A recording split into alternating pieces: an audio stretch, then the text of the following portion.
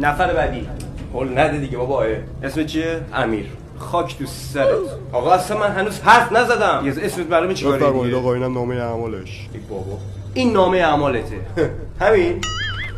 گو خورد. نگاه کن تو خدا نگاه کن. خود تو سر کثافتت کنن تو سینک آدم میشاشه. برادران لیلا رو تازه دیده بودم ببخش. نوشته هر روز کلاساتو میپیچوندی میرفتی با رفیقات وینستون پاور میکشیدی. وینستون پاور خوب نیست که خجالت نمیکشی؟ هر روز زنگ می‌زدی به بچهای بیکسگور میگفتی من باباتونم بعد قطع میگه عجب لاشی هستی تو. چند بار فقط کردم برای خنده. زنگ خونه مردمو می‌زدی در میرفتی. حالا این بچه بودی اشکال نداره. آخرین بار 2 روز پیش 17 بارم رابطه نامشروع داشتی. نه وایسا 170 بار رابطه نامشروع. من هیچ کدوم از این اتهام‌ها رو قبول ندارم. اینا همش بهتونه، همش افتراست.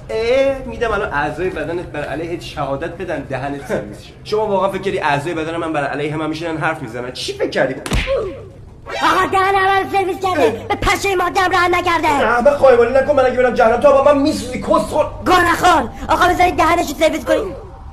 شوخی میکنه. نه خیلی شوخی نمیکنم. پدر هممونه. نگاه کن. میخوام حرف بزنم. موضوع اصلی منم. به من ظلم شده. میشه پرونده منو بدی؟ من میخوام برم جهنم. بی گورتی گم کن برو.